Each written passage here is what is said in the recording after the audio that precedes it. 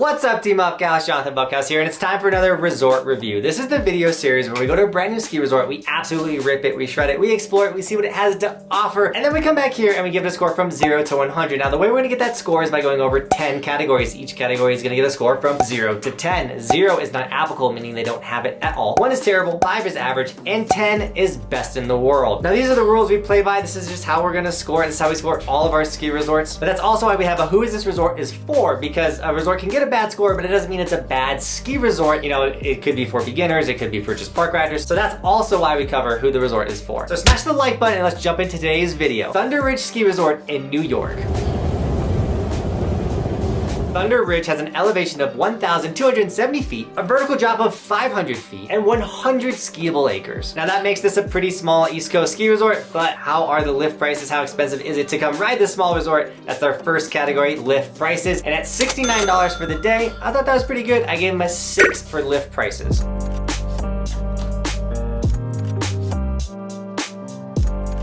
Now, lodging, ski in, ski out, you wanna sleep on this ski resort? Sadly, you can't, but on their website, they do have a list of like all the close by places to stay at, everything like that. Whenever a ski resort does do that, because technically it would be a 0, they don't offer lodging, but they're recommending lodging, so we give them a 1 for the lodging for the recommendation. Now, ease of access, how easy is it to get to this ski resort? And you do have a couple options. You can fly into Albany or into Newark, and it'll be under 2 hours for both of them to get to this ski resort, as well as it's in a pretty populated area. It's not crazy hard to get there. The drive's not hard at all. So I gave him a 6 for the ease of access.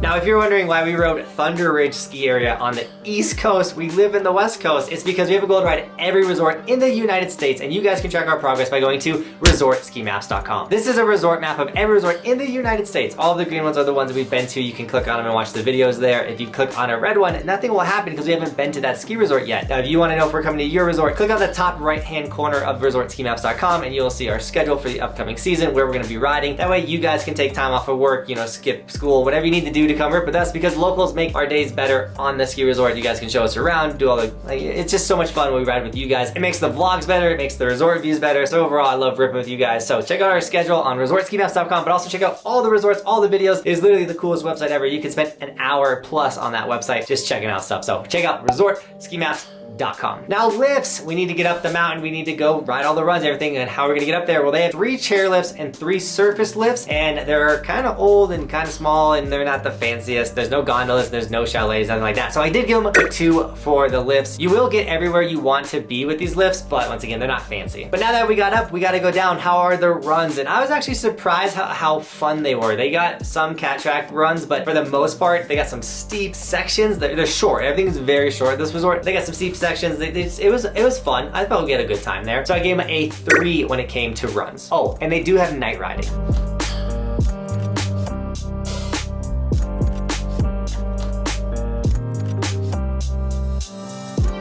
Now, park, you know we want to shred the park. We love the park, and they did have a park, but they were rebuilding it, but they did have like a jump still up and like a little bonk feature, so they had some stuff up for the park. And so I gave them a 2 for the park. From what we rode, it was built fine. I did see the features chilling on the side, so I saw what type of rails and stuff they would install and kind of where they would put the park. So a 2 for the park. It was still fun. What we did get, we did have fun.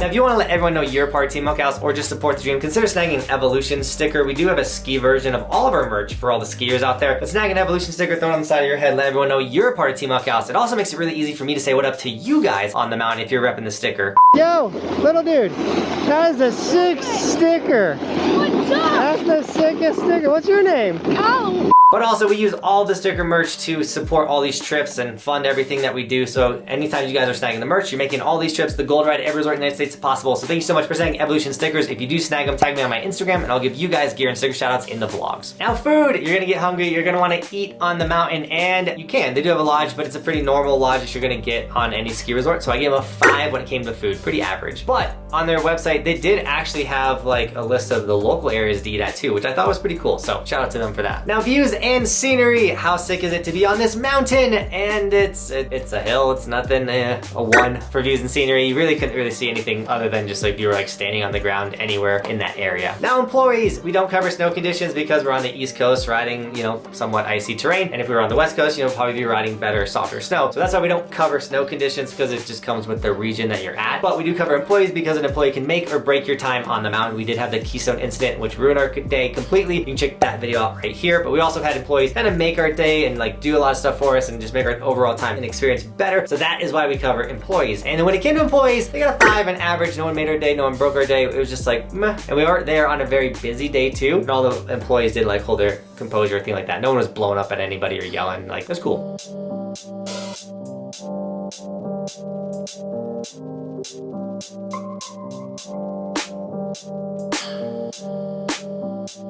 Now the last category, the would I go back factor, because if I want to go back to a ski resort, why would I recommend it to you guys? And honestly, this resort, we had an incredible time there, so I gave him a 6 on the would I go back. I'd absolutely go back there. I would go with the expectation of short runs, small park, but at the same time, like that's what kind of made it fun, was that how unique and small it was. You're getting a lap after lap after lap. Like we probably did like 20 runs in an hour. It was insane. And overall, it was a great time at Thunder Ridge.